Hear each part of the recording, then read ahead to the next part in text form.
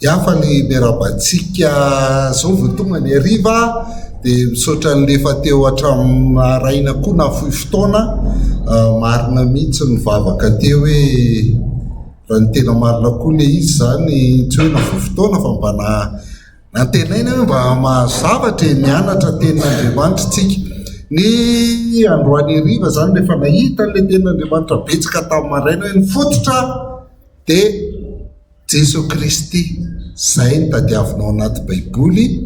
Rehefa hitanao izy miamitovy endrika aminy ianao, rehefa miamitovy endrika aminy ianao dia mahavita mankatò tahaka azy. Dia androany arivantsika zao indray tsika hijery zany ny hoe fa maninona raha ny baiboly ray ihany no vakian'ny kristianina, maninona ny Jesosy ray ihany no ivavahan'ny kristianina kanefany samy manana ny fiangonany isan-karazany fanenjika sy sisa tsy mitovy ny zavatra inomy sy hitany zany. Zay no jerentsika zany hoe ahoana ny fandehan'ireo fiangonana maro ireo, satria fatatsika araka lazaiko teo ho an'ny kristianina dia Andriamanitra tokana no ivavahana, lay Jehovah tompony maro rainy Jesosy Kristy, ary milaza ho an'ny Jesosy Kristy daholo ny atao kristianina dia hoe any Kristy, dia milaza any Kristy daholo ny olona rehetrarehetra. Baiboly ray ihany ny vakian'ny olona rehetrarehetra kanefa misy anaram-piangonana maro. Le anaram-piangonana angamba hoe tsy dia maninona loatra koa reo fa le izy mifanenjika mihitsy le anaram-piangonana rehefa jerena dia mihoatra any amin'ny 300 any nisan'ny anaram-piangonana ny ministeran'ny atany, mihoatra ny 300 nisany ary mbola misy 2,000 mahery ny elakely tamin'ny rehetrarehetra zay tsy fantatra akory ny anarany tsy fantatra ministeran'ny atitany tsy fantatra iza fa dia miangona dia mivavaka dia manao rakitra dia sy ny rehetrarehetra reny fiangonana reny. Dia misy olona tena alerzika zany mihitsy vao mahita an'izany dia zany ohatran'ny rikoto hoe be dia be ny fiangonana nefitsika ohatran'izao sy sisa, fa mety hoe mamenatra ao anatin'io ara dia mifanenjika ireo fiangonan'ireo, ary tena hoe fanenjika tsisy farany izay tenen'ny ray dia toerin'ny ray, izay tenen'ny ray dia toerin'ny anankiray foana, ary miloza indrindra ao anatiny. Raha reo zany ny atao dia hoe tena faran'izay mpivavaka amin'ny malagasy, firenena kristianina malagasy, be kristianina malagasy, sabotsy dia fa feno ny olona mandeha miangona, lahady vao maika feno mandeha miangona, kanefa ny malagasy ny faramanitra indrindra eto ambonin'ny tany. Mametraka hoe tsy mahomby mihitsy ve zany le fivavahana kristianina, le araka ny lazainy koto teo hoe sao dia tsika kristianina mihitsy mampahantra ny malagasy, fa maninona ny misy ireo karazam-piangonana isan-karazan'ireo, ahoana ny fomba famakian'ireo baiboly dia nenizany marina. Zay le jerena ao anatiny zany dia zay zavatra ho jerentsika eto amin'ny gasy mahay mamaky baiboly amin'ity androany ity. Ka ohatr'izao no hitondrahantsika azy. Voalohany ho jerentsika ataontsika dingan-dava, ataontsika dingan-dava ny tantaran'ny fiangonana. Na ny marina ny tantara ny androany ireo fiangonana lehibe, hoe fa naninona nisy ireo fiangonana lehibe ireo dia avy amin'ireo nisy fiangonana kely be dia be rehefa avy eo. Zay zany no jerentsika, ataontsika dingan-dava mifanaraka amin'iny zany ty faharoa ty gama mety tena sary anankiray fotsiny ty faharoa ty hoe ireo karazam-piangonana lehibe. Dia jerentsika ihany fahatelo ireo karazana teolojia,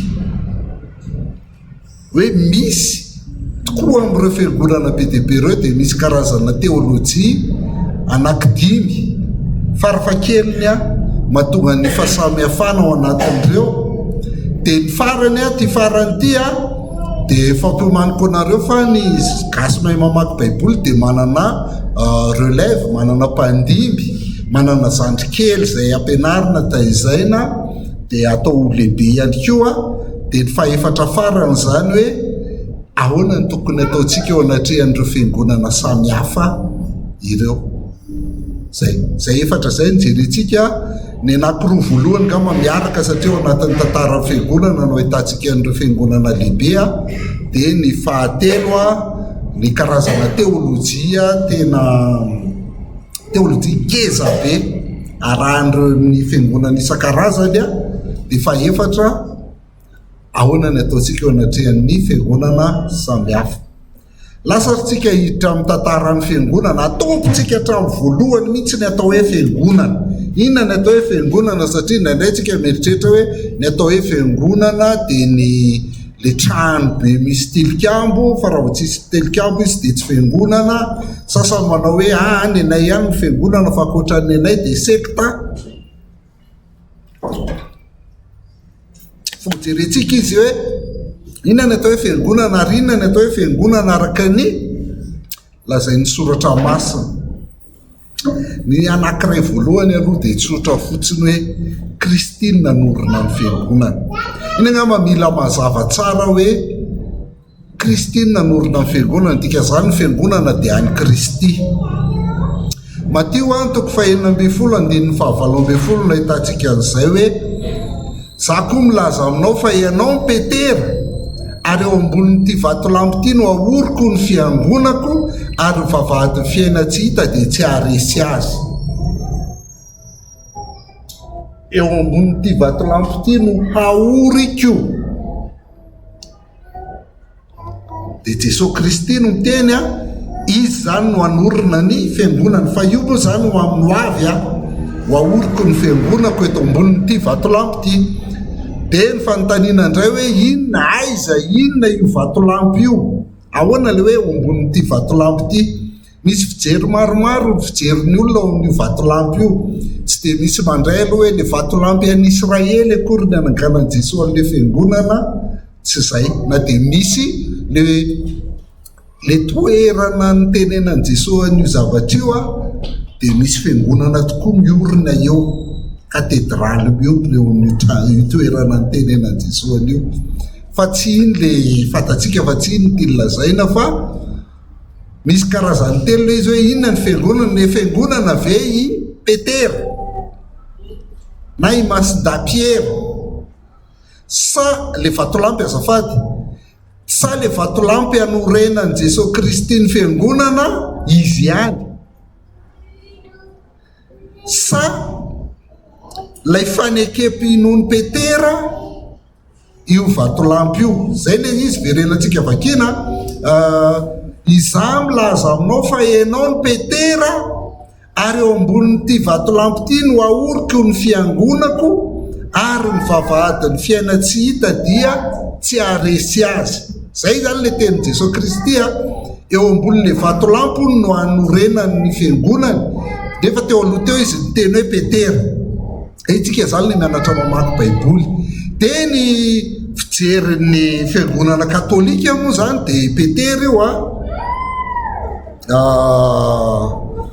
ny hoe Petera io satria teny izy hoe ianao Petera dia eo ambonin'ity vatolampy ty eo ambonin'ny Masindapiera zany no ahoriny Jesosy Kristy ny fiangonany. Dia zay mahatonga ny katolika mametraka hoe ny papa zany no fototra iorenan'ny fiangonana katolika. Raha mbola misy fiangonana katolika dia eo ny papa, satria eo ambonin'ny papa izay dimbin'ny Masindapiera no nanorenany azy.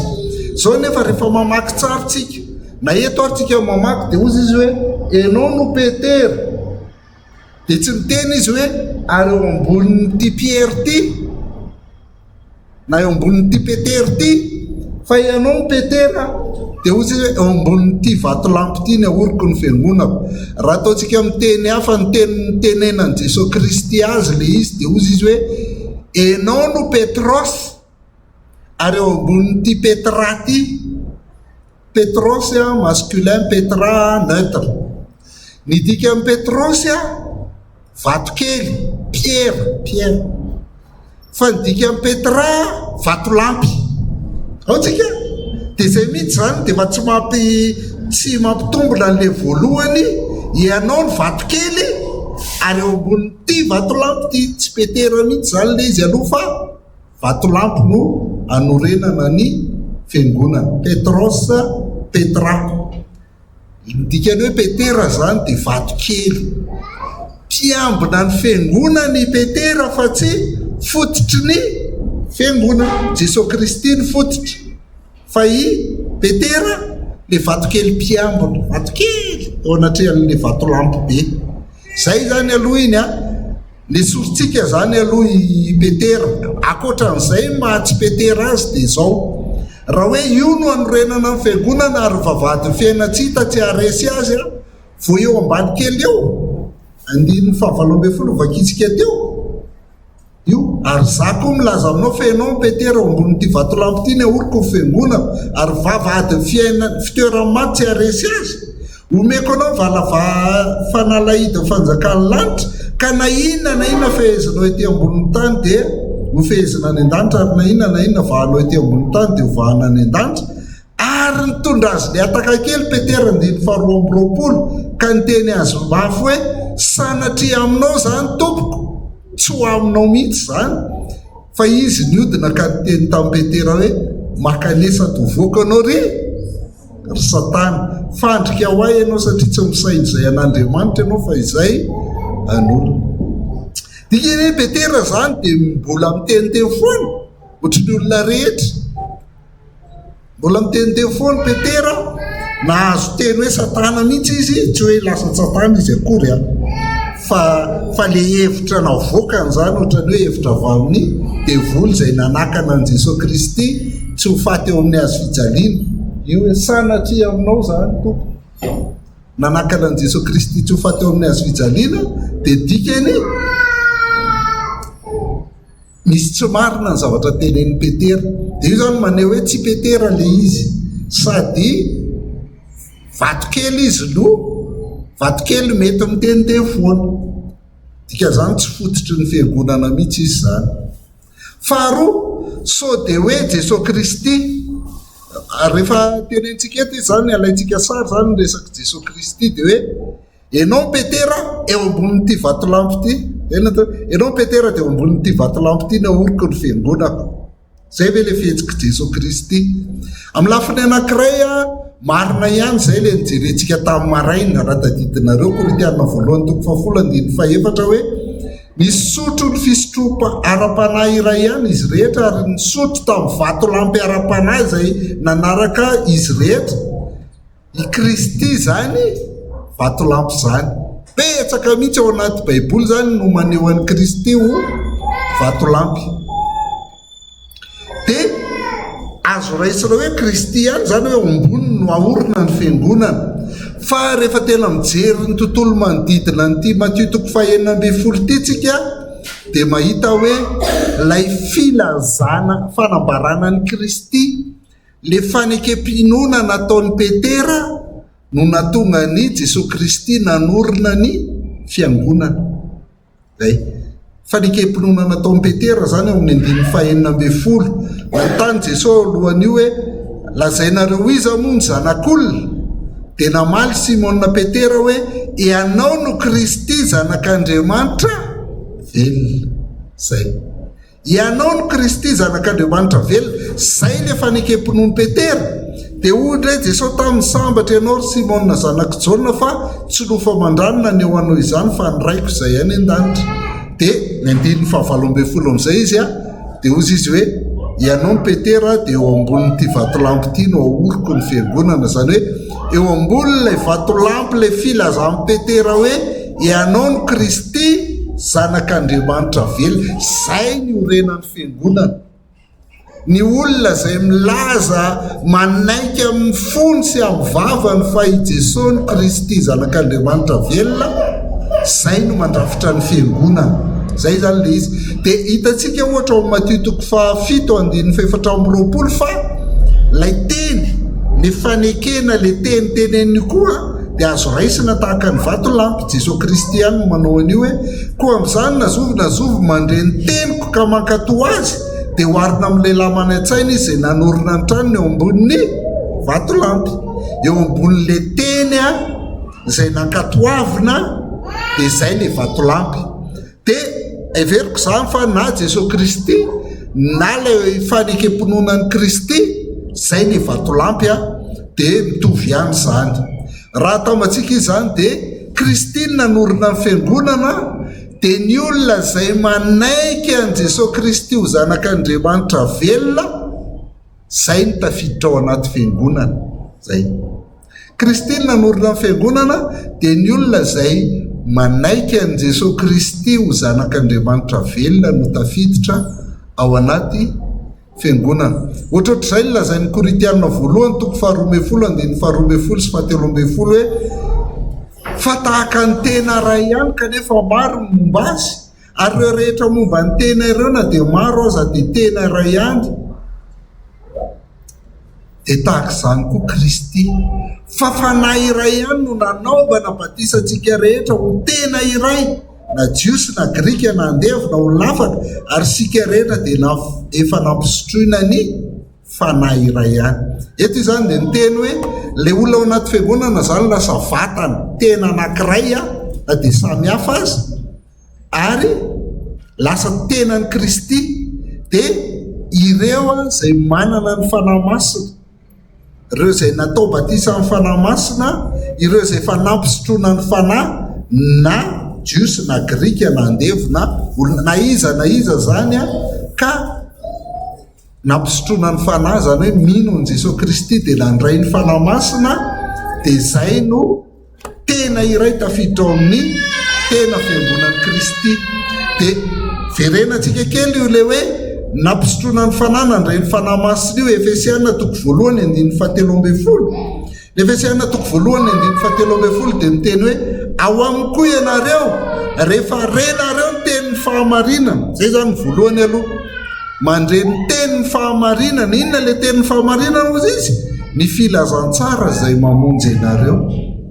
Eny ao aminy koa ianareo rehefa nino mandre filazantsara dia mino dia nasiana tombo-kase tamin'ny fanahy masina araka ny teny fikasana, dia mandray ny fanahy masina dia tafiditra ho isan'ny fiangonana. Zay zany mandre toroteny filazantsara dia mino an Jesosy Kristy dia mandray ny fanahy masina dia tafiditra anaty fiangonana. Ary zay mihitsy moa ny impeterateur tadidinareo le hoe sambatra ianao ry Simona zanak'i Jona fa tsy nofo amandranina nambaranao an'izany hoe Kristy zanak'Andriamanitra velona fa Andriamanitra mihitsy.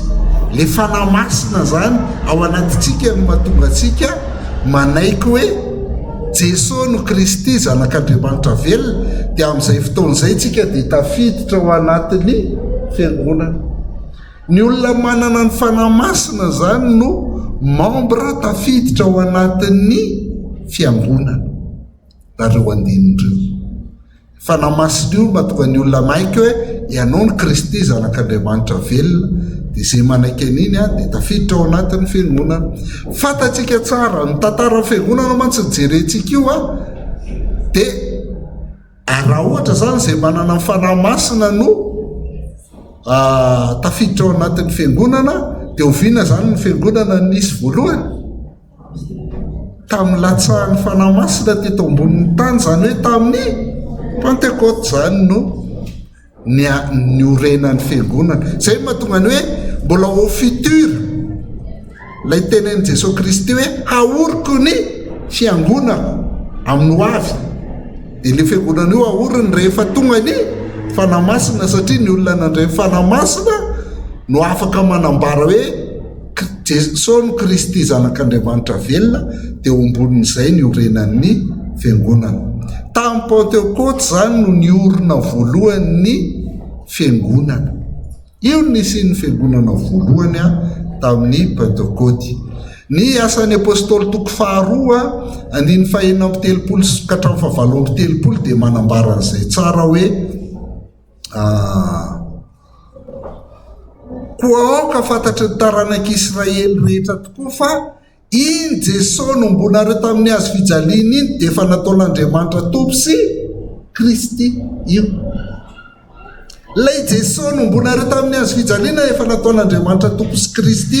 Rehefa nandre izany ny olona dia voatsidro natao am-pony ka nyteny tamin'ny Petera sy ny apôstôly namany hoe ry rahalahy inona ny ataonay ary Petera tamin'ny mibeba ary eo ka samy atao batisa amin'ny anaran'i Jesosy Kristy anareo rehetra mba azahoana azo famelana ny elokareo ary anareo andray ny fanomezana dia ny fanahy masina. Tanana tafiditra ao daholo le izy zany, ny fibebahana, ny finoana an'i Jesosy Kristy, ny famelan-keloka ary ny fandraisana ny fanahy masina.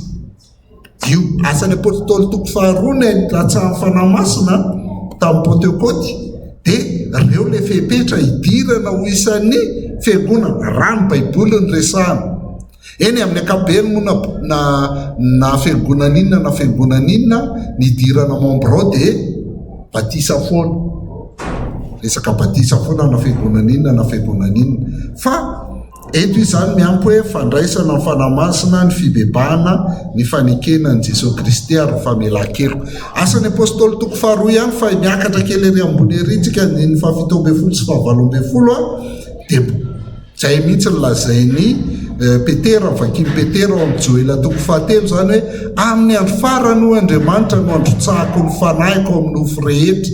Ny zanakareo lahy sy ny zanakareo vavy dia aminany, zatovinareo dia hita fahitany, lantitra reo dia hanonofo, ny mpanompoka nalàna vavy dia androtsahako ny fanahiko amin'izany andro zany ka aminany.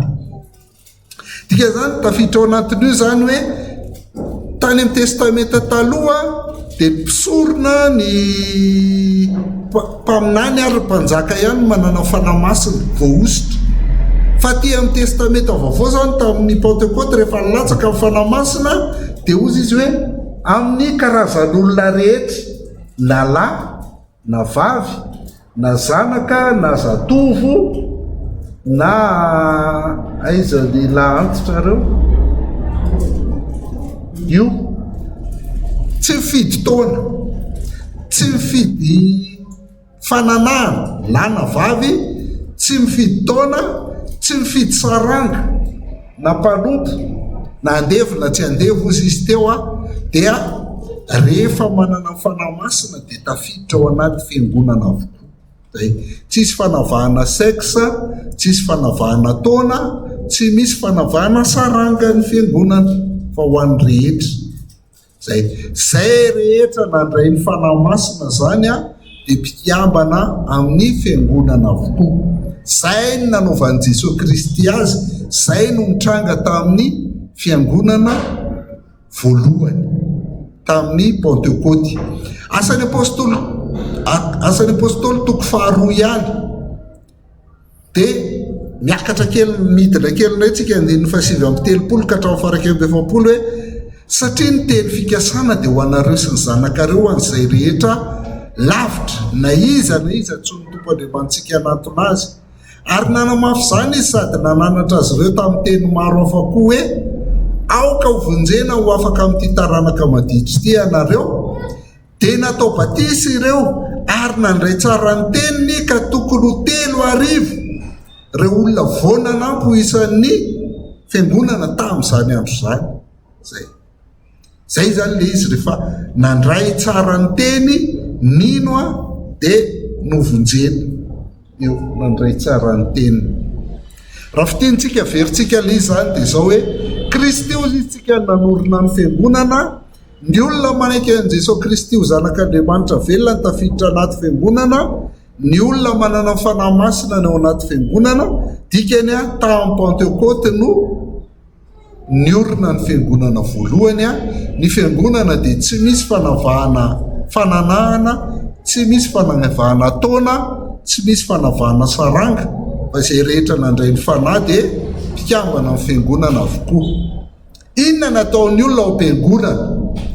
Verina amin'ilay asan'ny apôstôly toko faharoa ihany tsika hoe inona natao ao am-piangonana dia natao tao am-piangonana zany tamin'io fiangonana voalohany io dia ny izy ireo dia nahatra tamin'ny fampianaran'ny apôstôly, ny fiombonana, ny famakinany mofo ary ny fivavahana. Zay fampianaran'ny apôstôly zany le hitantsika amin'izao fotoana izao, famakina baiboly sy fianoana toroteny sy fampianarana, ny fiombonana ny ilana fiangonana koa zany dia niarahana amin'ny rahalasy anabavy fa tsy tena mitombona loatra ny hoe manana fiangonana ianao tsisy olona fantatra ao mihitsy ao am-piangonana dia tsy fiangonana zany satria tsisy fiombonana dia misy fanasany tompo ao am-piangonana zay le famankinany mofa ary miara-mivavaka ny atao am-piangonana ao anaty mivavaka ny fangatahana ny fiderana ny fisaorana ny fifonana sy ny rehetrarehetra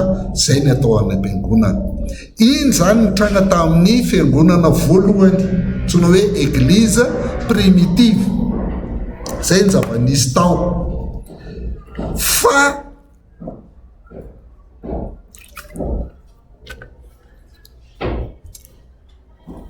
voaniorina kelikely ny fiangonana dia inona ny andry azy ao anatin'ny tantaran'ny fiangonana tsika voaniorina kelikely ny fiangonana dia tratran'ny fanenjehana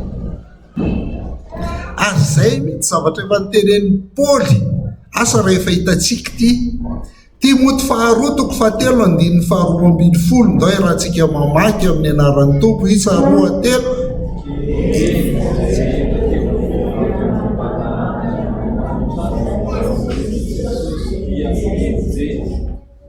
zay rehetra teo velona amin'ny toe-panaraka an'Andriamanitra zay ao Kristy Jesosy dia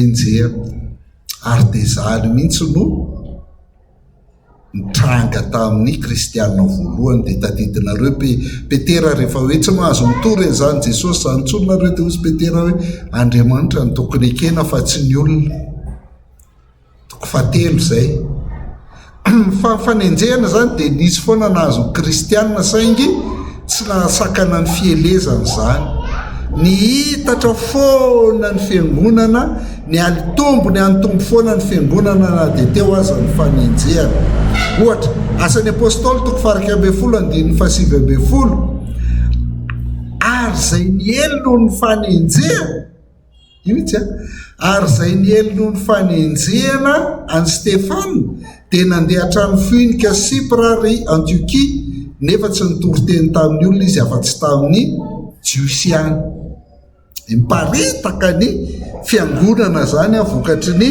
fanenjehana ny Stefana moa ny martiora voalohany andiny fahenina amby roapolo mbola ao anatin'izay fanenjehana tany Antiokia zay rehefa nahita azy izy dia nitondra azy akany Antiokia ary niara-ny asa tao amin'ny fiangonana nandritra ny herin-taona angarangidiny izy roalahy Paoly sy Barnabasy zany ka nampianatra olona maro ary tany Antiokia ny voalohany ny antsona ny anaran'ny mpianatra hoe kristianina.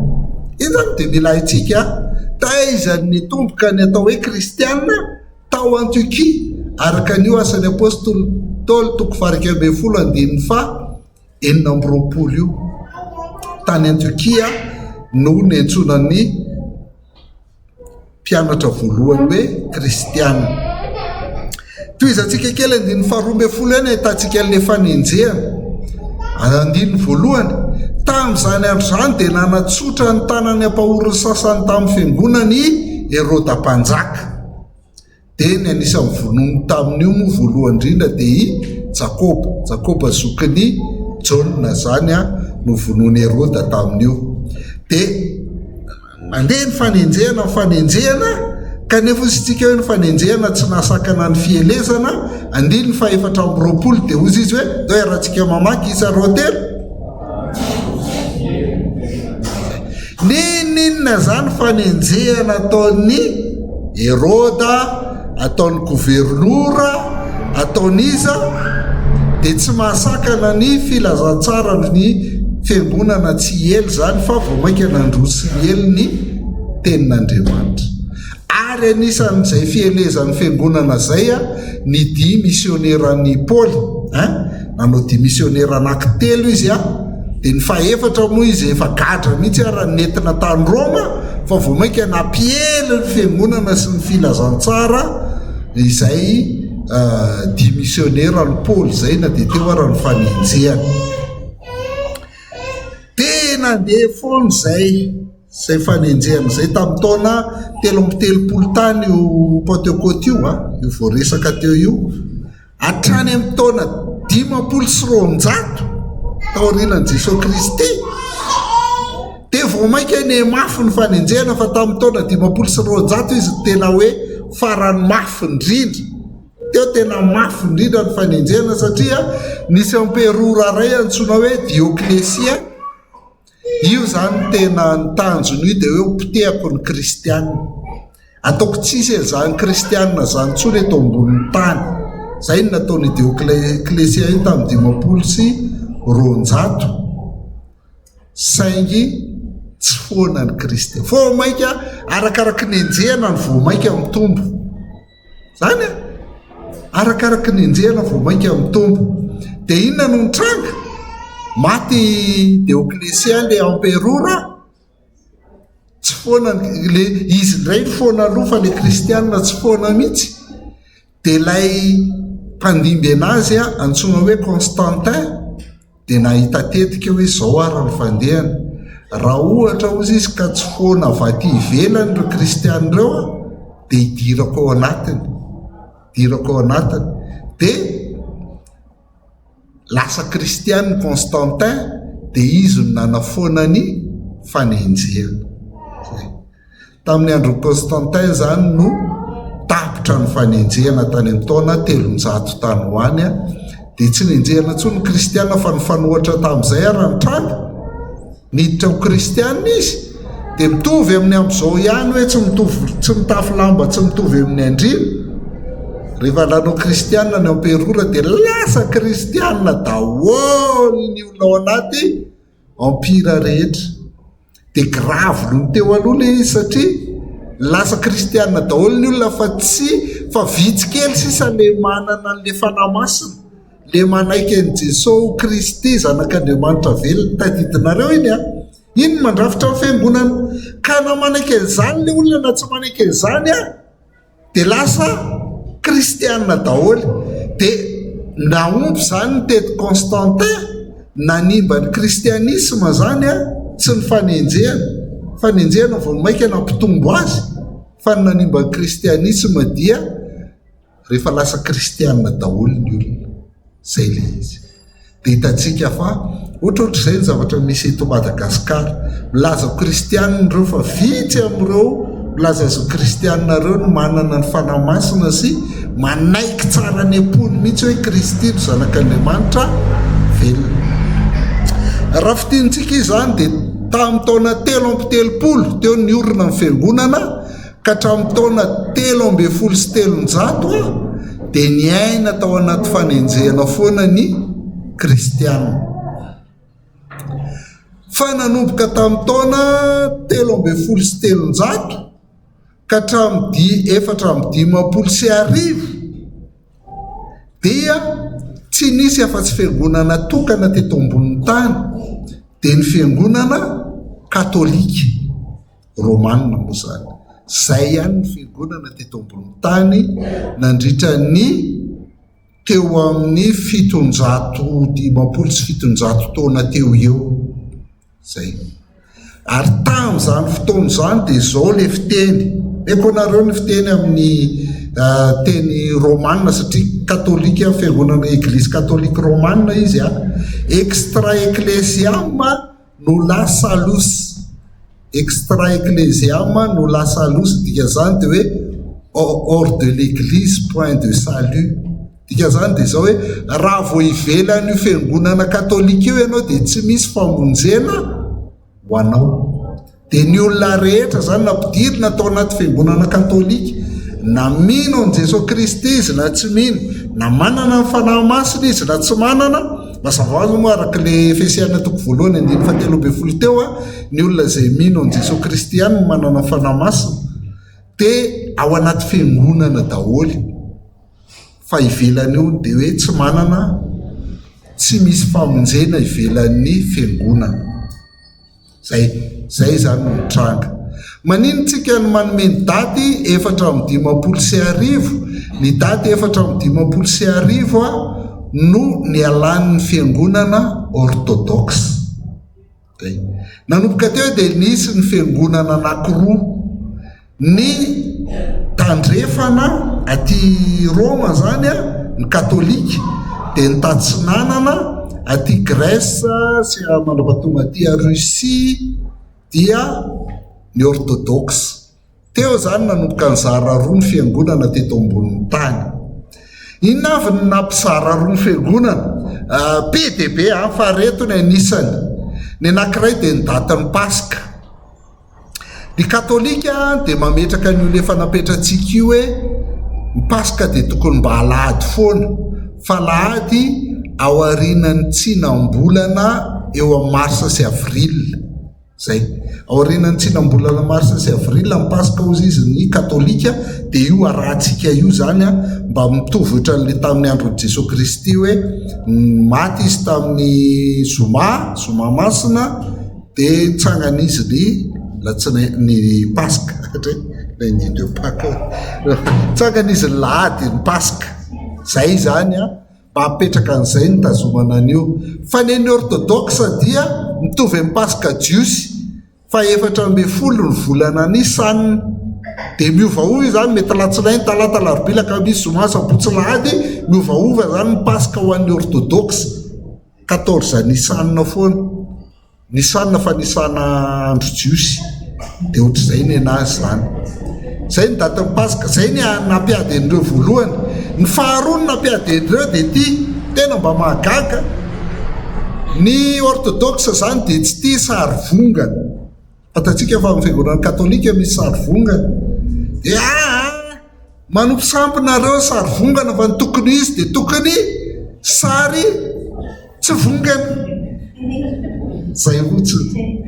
Dia rehefa mankany amin'ny fiangonana orthodoxe nareo feno sary koa ny bola be sary noho ny amin'ny fiangonana katolika ara fa tablony azy, icône ny anarany. Statue ny katolika dia ny azy icône. Zany no mampiady endry zareo. Raha ho an'izay teo tambaraina dia mahita tsara hoe rehefa tsy Kristy dia tena mitovy ihany le izy hoe miady amin'ny zavatra tsisy dikany hoe ny tananay lavalava, ny tananay fohifohy, ny tananay tsara tarehy, fa tsy le tondrony le tanana no mampiady endry zareo fa le tanana.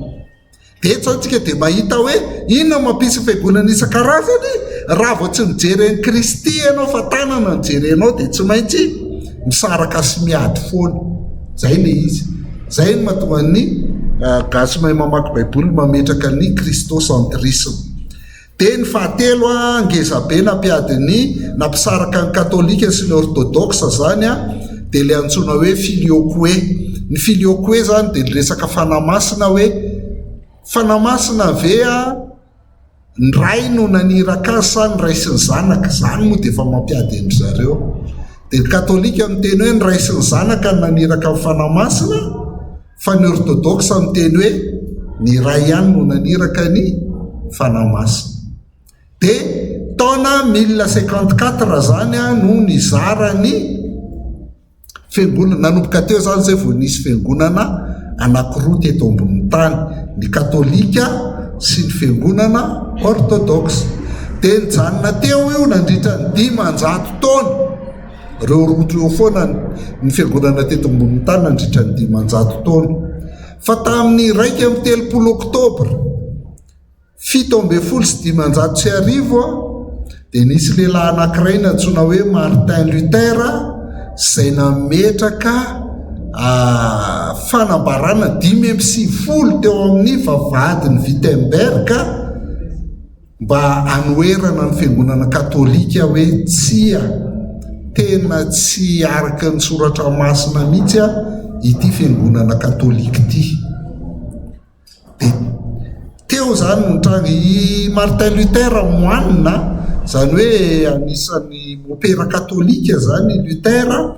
Fa rehefa namaky baiboly izy mpampianatra teolojia izy dia nampianatra ny bokin'ny Romanina izy dia vao namaky ny Romanina toko voalohany 9 ka 17 izy hoe fa tsy menatra ny filazantsara fa herin'Andriamanitra ho famonjeny izay mihitsy zany amin'ny jiosy aloha vao amin'ny jetilisa koa, fa amin'izany no hanamarinan'Andriamanitra ny olona amin'ny finoana ho amin'ny finoana sy ho amin'ny finoana mba izay velona amin'ny finoana no izay marina amin'ny finoana no velona.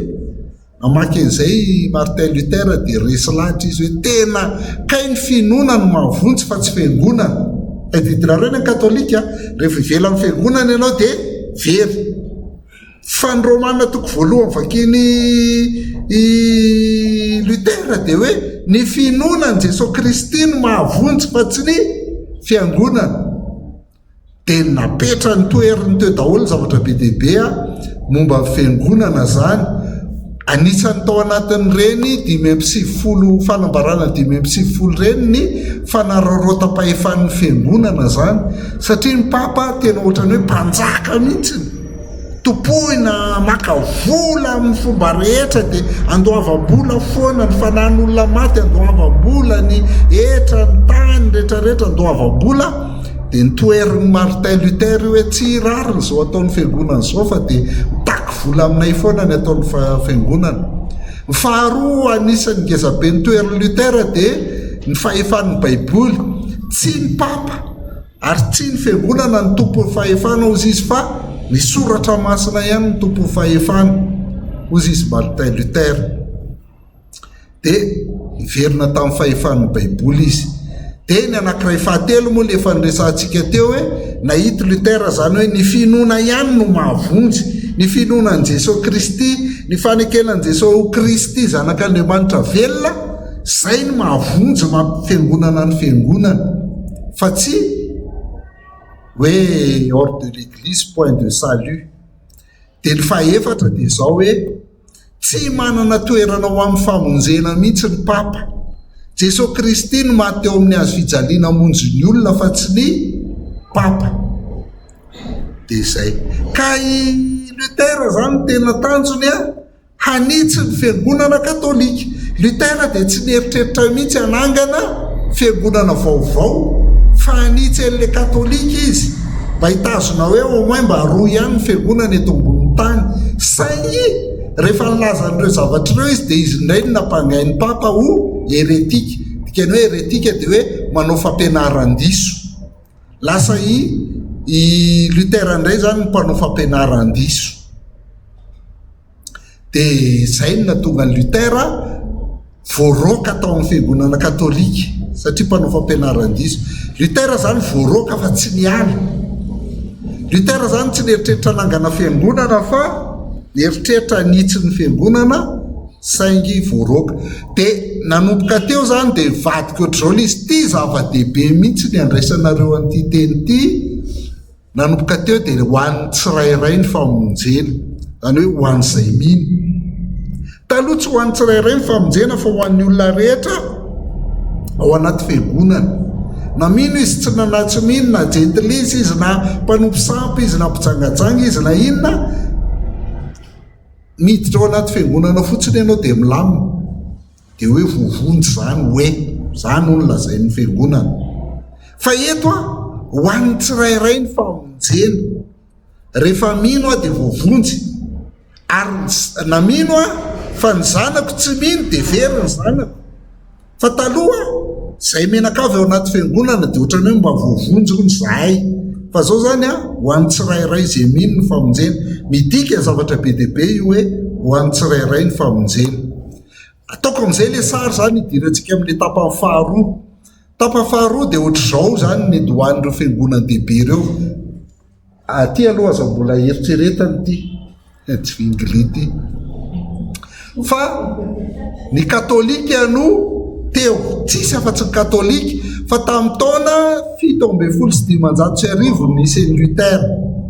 Fa niaraka tamin'ny Lutera tao resy lahatra niaraka tamin'ny Lutera tao tsy vingili tamin'ny voalohany, saingy nisy zavatra tsy nampitovy an'izy roa lahy dia niala tao amin'ny Lutera tsy vingili. Zay zany vo tokony hipotriny fa tsy haiko ny manao azy. Tsy vingili zany dia niaraka tamin'ny Lutera fa niala tao. Anisan'ny tsy itovizany dia zao ho an'ny Lutera dia hoe ohatran'ny katolika ihany, ny zazakely vita batemy no manana ny acte de naissance dia sady voavonjy izy no fikambanao amin'ny empire romane. Dia Lutera koa mbola nanao an'izay hoe fikambanao amin'ny firenena anankiray ny Luteranina, ny olona anankiray raha ohatra izy atao batisa. dia tsy vinglia anisany nanoatra hoe ny batisa zany raha le asan'ny apôstôly toko faharoa mijerentsika dia zay olona mino no atao batisa fa le Lutera hoe ankizy kely ny atao batisa dia izay nampisaraka andreo zany tamin'ny 1523 dia avao amin'ny tsy vinglia ny olona tamin'ny tsy vinglia ny enjehan'ny katôlika izy dia maty tanora fa avao amin'ny tsy vinglia no nipotra ty karazana karazana fiangonana antsona hoe anabatista ty 1525.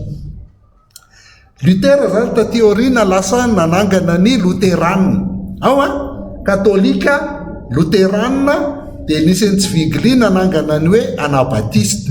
Dia misy karazam-piangonana be dia be any fa tsy mahalala fiangonana eto Madagasikara avy amin'io menonita zany zao anisan'ny malaza be amin'io anabatista io. Ny dikany hoe ana dia fanondroany zany hoe manao batisa fanondroany na ho an'ny Lutera zany na ho an'ny katôlika dia reto anabatista reto manao fampianaran-diso satria manao batisa fanondroany.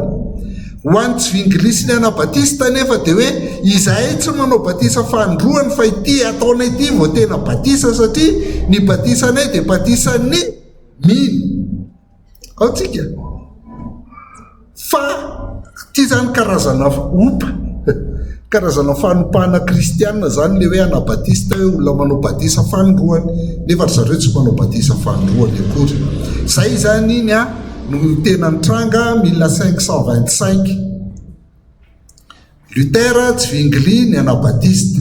Tsy vinglia afaka miala amin'ny Lutera satria ny famonjena dia ho an'ny tsirairay fa tsy hoe raha fa tsy luteranina ianao dia very fa rehefa mino an' Jesosy Kristy ianao dia vovonjy. Dia izay ny ialany tao. Avy eo taty aoriana tany Angletera dia misy mpanjaka anankiray antsoina hoe Henri fahavalo izay Henri 8 fa tsy hoe fahavalo. Dia izy te saraka amin'ny vadiny zany dia tsy navela amin'ny papa. Dia rehefa tsy navela amin'ny papa izy te saraka amin'ny vadiny dia niala katôlika. Rehefa nahita izy zany hoe ary afaka miala ihany inge Lutera za tsy avela amin'ny papa miala dia niala katôlika izy dia niorina ny fiangonana anglikana 1534 hatramin'ny 1571 teo no nitsangana ny fiangonana anglikana.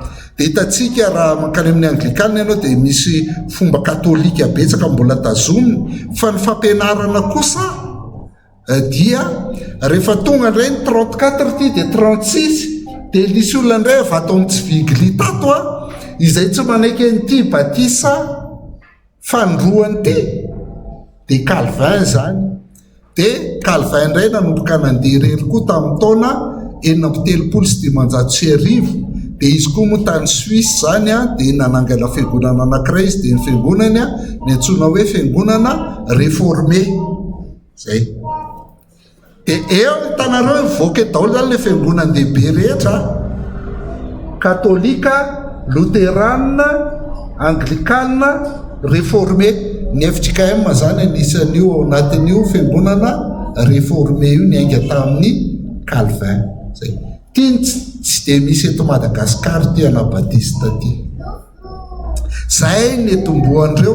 Dia rehefa taty aoriana ny zanaky Henri 8 dia resy lahatra amin'ny fampianaran'ny Calvin dia hatramin'izao zany ny fampianaran'ny anglikana dia sady misy avy amin'ny Calvin no misy avy amin'ny katôlika.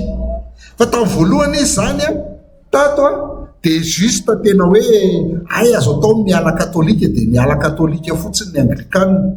Fa taty aoriana ny zanaky Henri 8 zany no nahita hoe fampianaran'ny Calvin maresy lahatra anay dia mitovy fampianaran'ny Calvin izy fa mitovy fomba amin'ny katôlika zay. Sy teo amin'ny taona 1500 teo daholo zany ny tombohandreo.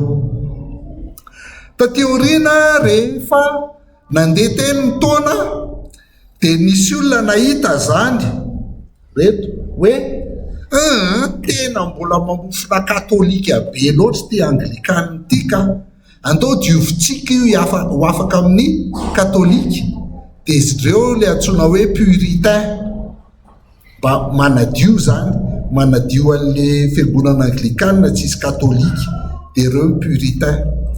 dia nahita an'izay koa nitary amin'ny loterana ny tany amin'ny loterana koa zany nahita rehefa nandeha ny taona 100 taona tateorina dia le loterana lasa mizesta be fotsiny hoe zay manana fampianarana tsara fa ohatrany tsy aina n'le olona am-piangonana akory le finoana ohatrany ny lotera zany. dia niala indray reto antsoina hoe pietisme zany ohatrany hoe mpivavaka piété. dia ireo zany a izy koa tsy neritreritra iana fiangonana loterana fa izy zany amerina hoe andaorangatsika manana fampianarana tsara mba hiainantsika mihitsy le tenin'Andriamanitra sy le vavaka. dia nanao cellule tao am-piangonana ry zareo dia lasa ohatrany hoe fiangonana kely ao anatin'ny fiangonana be dia tsy tiany loterana zay dia voaroaka ny ala tao kory zareo. dia nisy ireo fiangonana puritain sy fiangonana pietista io.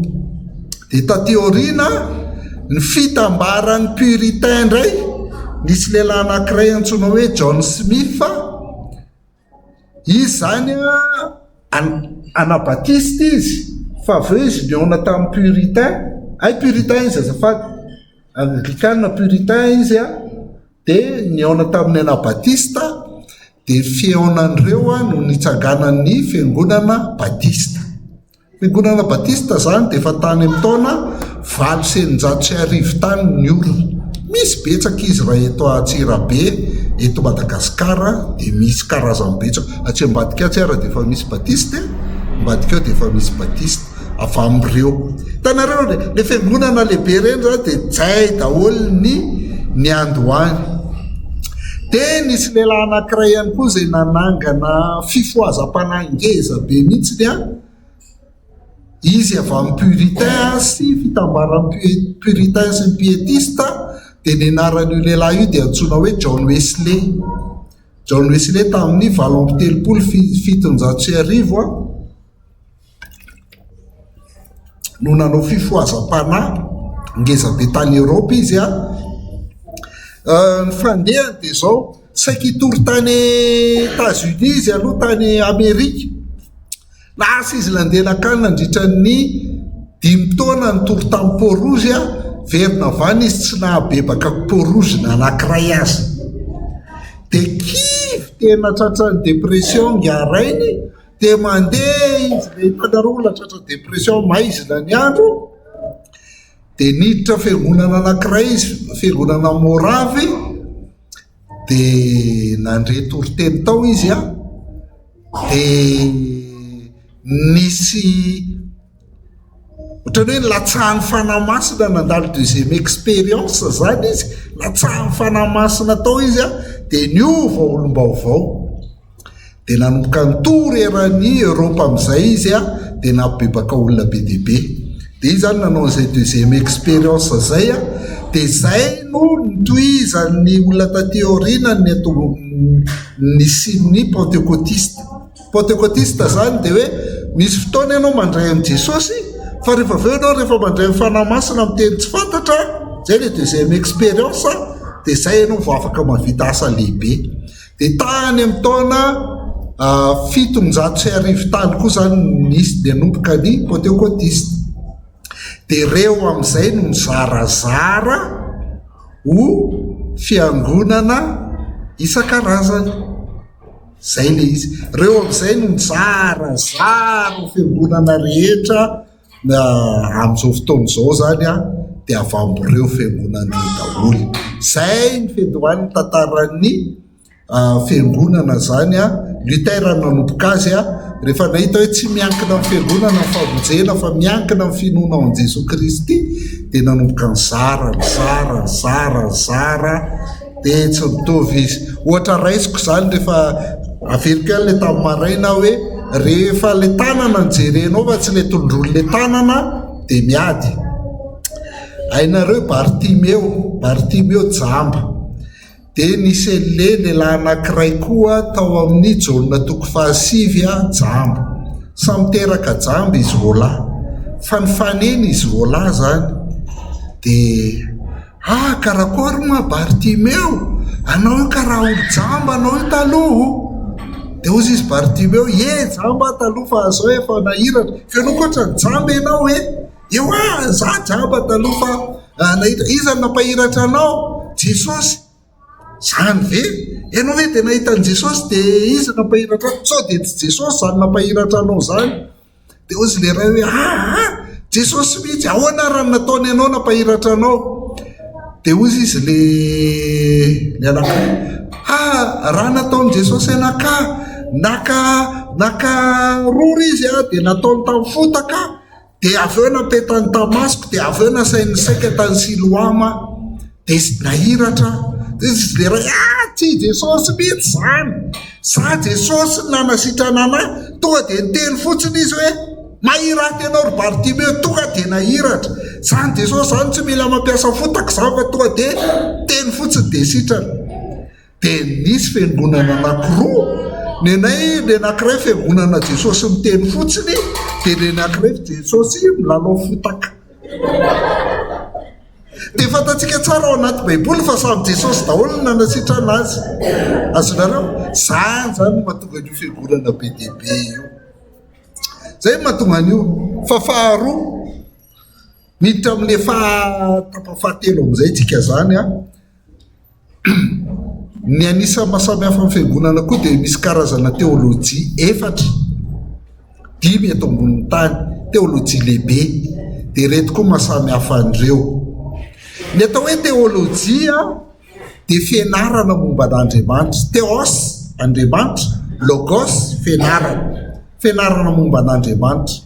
Raha vaditsika amin'ny teny hafa ny atao hoe teolojia dia hoe ahoana no ahalalana an'Andriamanitra. Zay ny teolojia.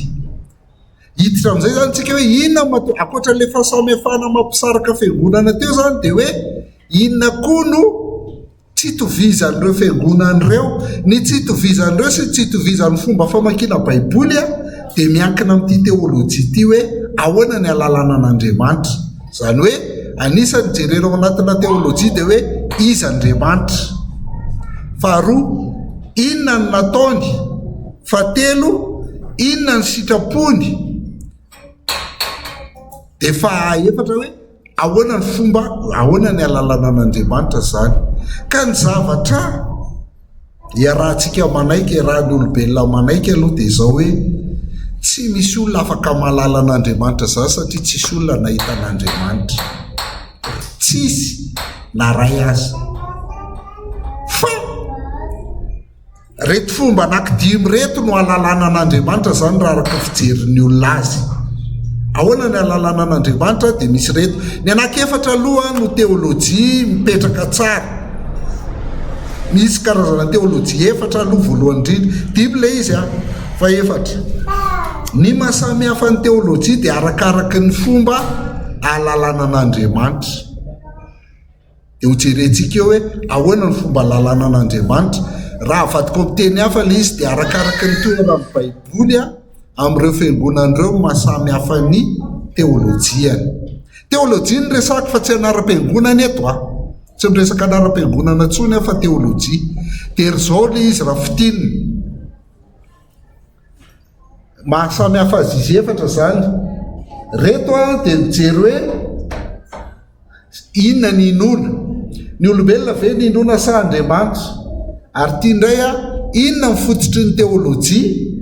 Ny olona ve ny fototra sa Andriamanitra ny tena resahan'ny teolojia? Zay. Dia misy zany ny teolojia voalohany ilay antsoina hoe teolojia libérale.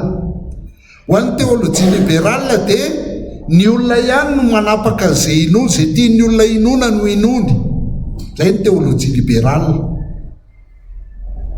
Ary ny fototry ny teolojia dia ny olona ihany.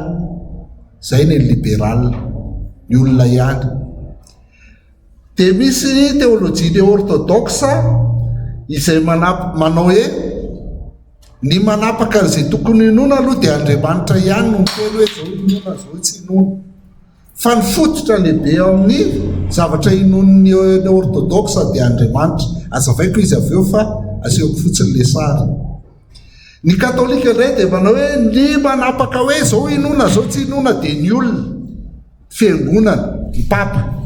io manao hoe mino azao aza mino an'izao fa ninony katolika kosa dia Andriamanitra ary ny teolojia faefatra dia ny evangelika ny manapaka hoe zao inona zao tsy inona dia Andriamanitra ary ny inona dia Andriamanitra ihany zay dia meko anareo aloha fa ny gasy mahay mamaky baiboly dia evangelika zato isanjato raha isika tsirairay ary izy ho an'ny katolika zany ny manapaka hoe reto inona dia misy zavatra telo ny inony katolika zany dia miainga amin'izay lazain'ny baiboly aloha katolika aloha dia manaiky fa baiboly dia tenin'Andriamanitra saingy tsy ampy io fa mila lovatsofina na tradition ohatra zany hoe Masy Maria niakatra any an-danitra zany zao tradition tsy voasoratra ao anaty baiboly zany ozy izy fa lovatsofiny zany a dia inotsika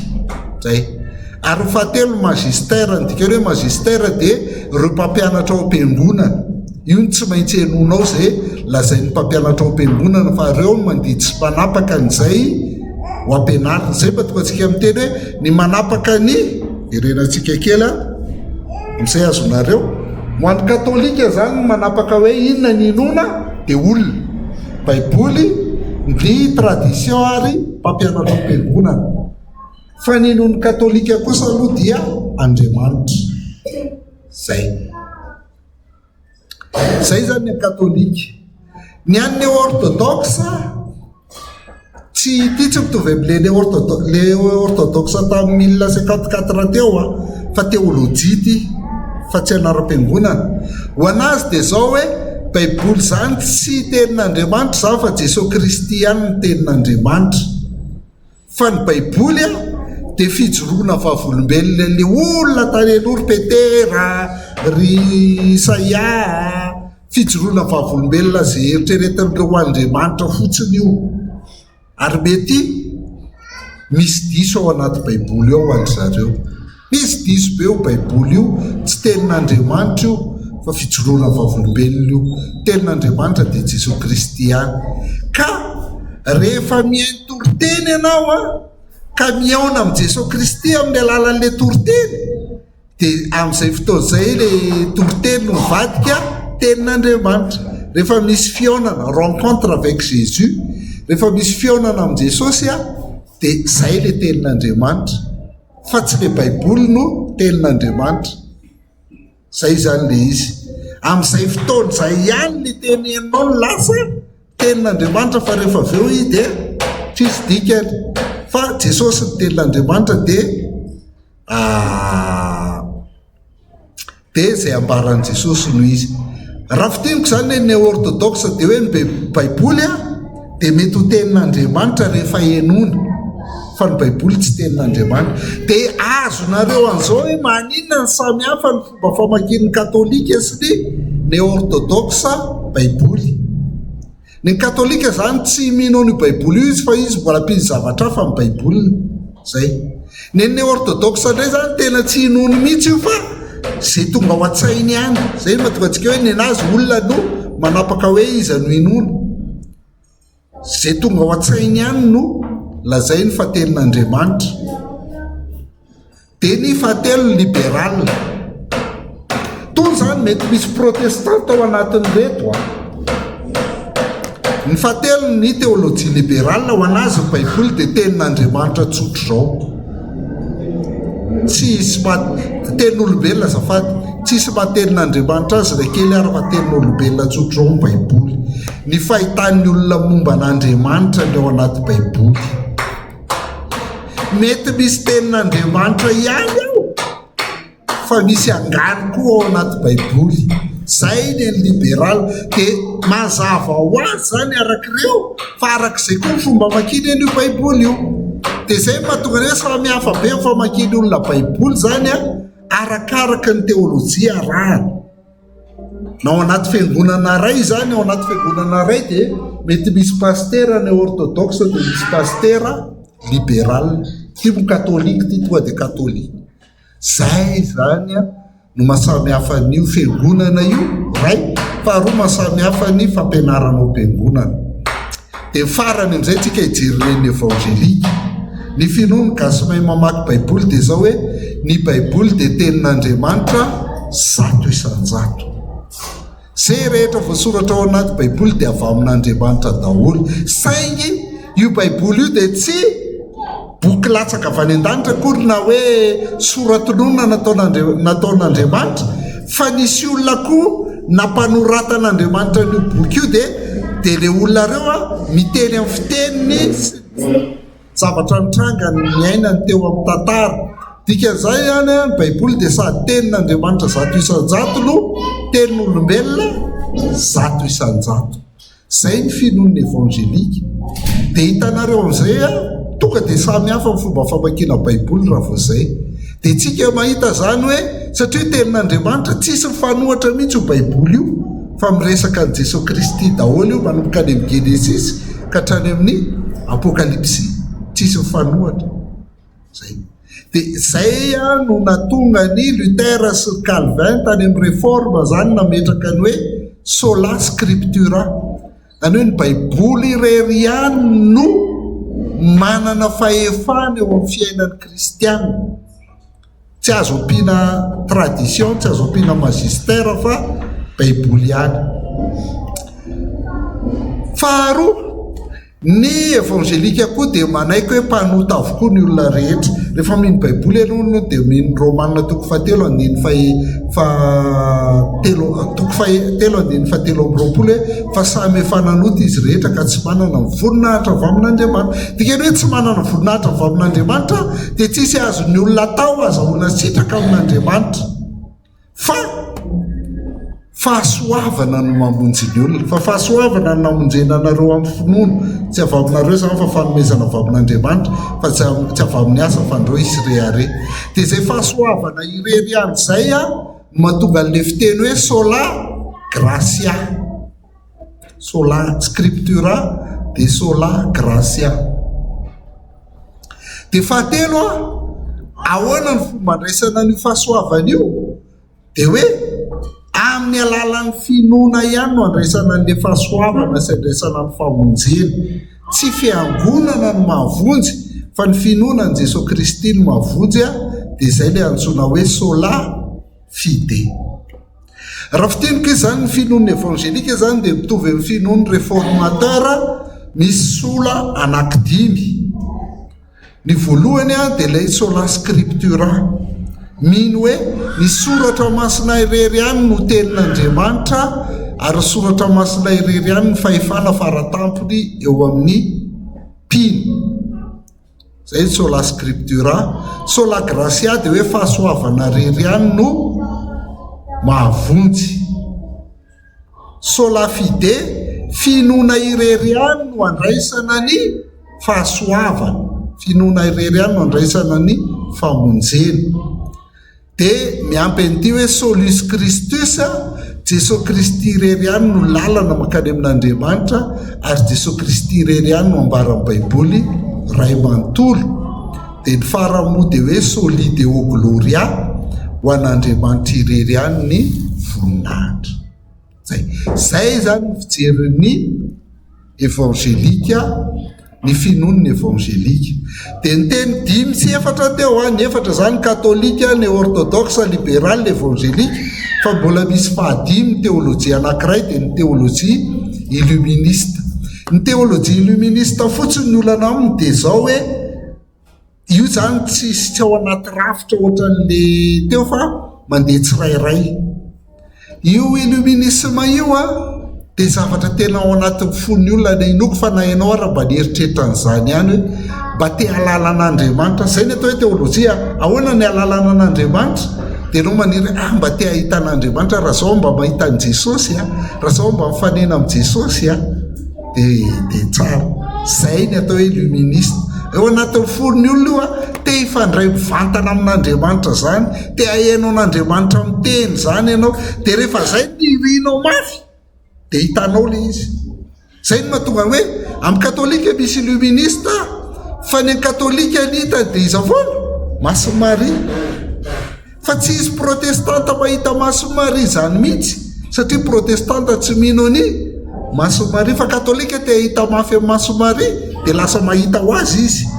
na dia tsisy ary eo itoko masamary ny katolika ny hitany Jesosy satria izy mihitsy te ahitany Jesosy dia lasa hitany zay ny atao hoe illuministe fakazontsika zay ny atao hoe illuministe zany hoe ny azy izy mino ny baiboly ihany ny illuministe fa ampiny fanambarana hafa ampiny fampianaran'le mpitarika zany le mpitarika zany raha vao miteny le olona anankiray hoe za nahitany Jesosy tonga dia miazakazaka mankady daholo ny olona rehetra ka inona hitany Jesosy ko zay koa mba te hahita fa tsy nahita fa inona hita dia rehefa miteny zao ozy Jesosy manana olonareo ozy Jesosy dia ataon'ny olona izy satria Jesosy no miterika io zay dia ny olana zany amin'ny illuministe ny fampianaran'ny mpitarika ny lasa loharan'ny fanambarana ka na dia milaza baiboly ary izy dia eo ihany ny baiboly fa le fanambaran'le mpitarika ny azy no zava-dehibe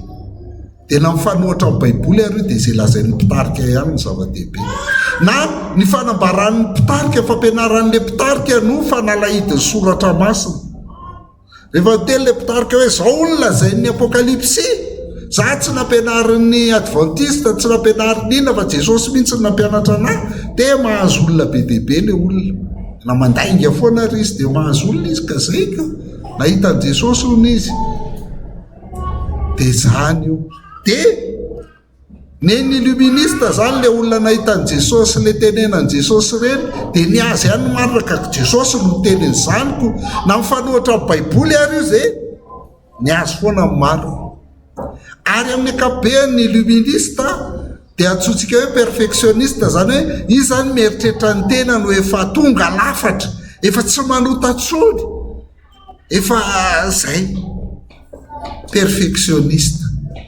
dia valitsika kely ny illuministe amaranantsika azy dia manao pause kely 10 minitra ohatran'le teotsika dia metsika ny zandry kely indray toy an'ny fampianarana hoe inona ary ny ataontsika eo anatrehan'ireo fiangonana isan-karazan'ireo ny amalitsika ny illuministe dia zao hoe tsy mahalala ny faratsian'ny fon'ny olona ny illuministe tsy fantany hoe ratsy eny ty fotsika ty ka tsy hoe zay tenen'ny fonao dia marina daholo akory hoe avy amin'Andriamanitra daholo ozy Jeremia 7:12 hoe ny fahotany Joda dia voasoratra amin'ny vy fanoratana sy tamin'ny diamondra fanoratana voasoratra ao am-pony tahaka ny amin'ny vato fisaka sy eo amin'ny tandroko ny altarany zany io ny fahotantsika dia voasoratra ao am-pontsika tahaka ny amin'ny vato fisaka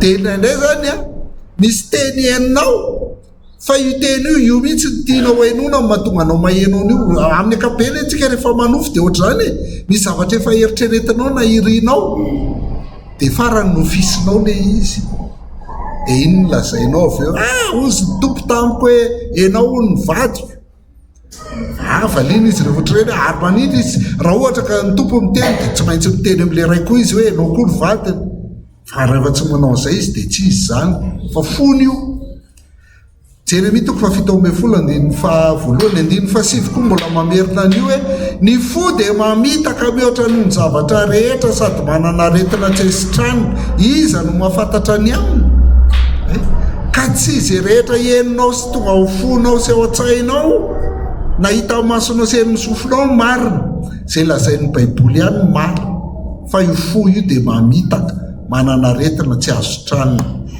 zay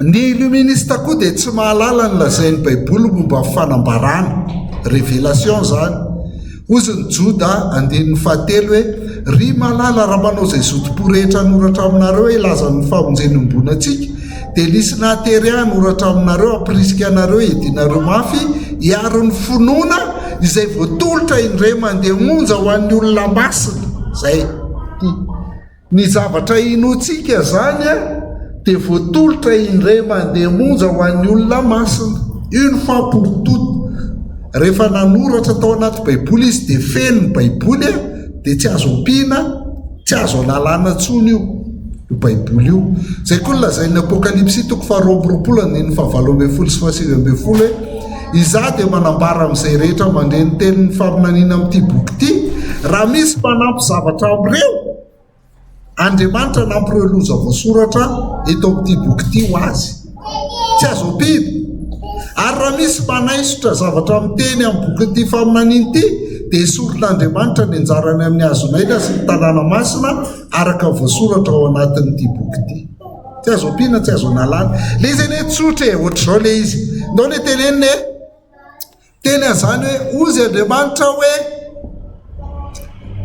inona reny tenentsika ihany ozy Andriamanitra hoe zao dia atao jerentsika io mifanaraka amin'ny voalaza amin'ny baiboly ve io. Raha ohatra io tenen'le olo io fanaraka amin'ny voalaza amin'ny baiboly dia tsisy ilainan'io zany satria efa hita ao anaty baiboly izy ao tsika. Donc io zany tsy ambonino itsika olo io na dia niteny manokana taminy ary Jesosy, tsika tsy niteny manokana amintsika Jesosy fa niteny tao anaty baiboly dia raha mitovy le izy dia tsisy ilainan'io zany fa efa hita ao anaty baiboly. Raha ohatra ndraika miteny izy ka tsy mifanaraka amin'le voalaza ao anaty baiboly ny teneniny dia disy zany, tsy zay disy zany teny dia tsisy ilainan'ny olona io koa zany satria fampianaran-disy ny fampianarana. Zay le illuministe dia tsy ilainy reny.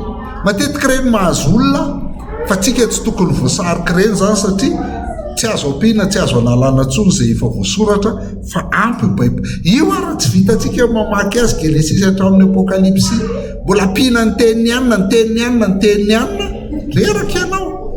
Mbola ohatr'izay koa no lazain'ny Hébreu toko voalohany 1:1-2 hoe efa imbetsaka ary tamin'ny fomba samihafa ny tenenan'Andriamanitra fahiny tamin'ny razantsika tamin'ny alalan'ireo mpaminany, fa amin'izao any faran'izao kosa dia tamin'ny alalan'ny zanany ny tenenany tamintsika. Io zanany io naharen'Andriamanitra zao tontolo izao sy ary notendreny koa mpandovany zavatra rehetra. Ka ny baiboly ozy izy tsika dia manambara ny Jesosy Kristy daholy, dia amin'ny alalan'i Jesosy Kristy ihany mitenenan'Andriamanitra amintsika satria ao amin'ny Kristy ny heny sy ny amen. Ny anankiray Efesiana toko 2:2-20 ihany koa dia mbola milaza an'izany hoe tao trano naorin'Andriamanitra ianareo. Ny fiangonana zany dia trano naorin'Andriamanitra. Ny fanorenana dia ny apôstôly, izay zavatra ambaran'ny apôstôly sy mpaminany ihany no izy baiboly zany, ary Kristy Jesosy fa izolo zany hoe izay ambaran'ny apôstôly sy mpaminany dia momba ny Jesosy ihany ao anaty baiboly. Tsisy afa-tsy miresaka ny Jesosy ny baiboly. Ary na ny fanahy masina koa ary Jaona toko 9:17-20 sy 14 hoe ozy fanahy tampo dia zao no lazaina. Rehefa tonga fanahy fahamarinana dia izy mitari-dalana anareo amin'ny marina rehetra. Inona marina ozy izy tsika manamasina azy amin'ny satria ny teninao neo zay ny fanahy masina no mitari-dalana atsika ho amin'ny tenin'Andriamanitra, fa tsy hiteny ho azy izy fa izay reny tenin'Andriamanitra reny no lazainy avokoa. Ny zavatra ho avy aza dia ambarany aminareo izy ankalaza. Zay ny asan'ny fanahy masina, mitarika antsika ao amin'ny soratra masina sy ao amin'ny Jesosy Kristy ny asan'ny fanahy masina, tsisy akoatr'izay. Ny filazantsara zany dia zao ity koa tsy hain'ny illuministe. Ny filazantsara dia tsy fehezahana anao tsara sy madio hoe tena tsy manotatsony ny olona, tsy zay ny filazantsara. Ny atao hoe filazantsara dia finonany Jesosy Kristy maty nitondra ny fahotantsika teo amin'ny hazo fijaliana sy mamelahelikontsika. Ny filazantsara dia finonany Jesosy Kristy nitondra ny fahotantsika teo amin'ny hazo fijaliana, fa tsy zany ny fampianaran'ny illuministe. Dia zay zany no mahatonga an'ireo fampianarana sy fiangonana isan-karazan'ireo. Ny ankamaroan'ireo fiangonan'ireo dia tanana no mampiady azy, paoma no mampiady azy, ilay hoe Jesosy miteny fotsiny sa Jesosy milalao fotaka, zany no mampiady azy. Fa faharoa akoatran'izay dia teolojia koa tena mampiady anazy hoe inona ny baiboly ho anao. Baiboly ampiana zavatra ve ny tenin'Andriamanitra sa baiboly miampy ny mpitarika sa tsy tenin'Andriamanitra mihitsy ny baiboly dia izay koa mahasamihafa azy. Fa ny gasy mahay mamaky baiboly a dia evangelika zay manaiky tsara, manaiky tanteraka ny baiboly ho tenin'Andriamanitra zato isan-jato. Dia mifanaraka amin'izay fanamakiana baiboly a tsisy ataony afa-tsy milaza ny Jesosy Kristy. Afaka 10 minitra tsika verina eto zany a amin'ny 4 latsaka 8 dia miditra indray tsika hoe ahoana ny fiatrehana an'ireny fiangonana isan-karazany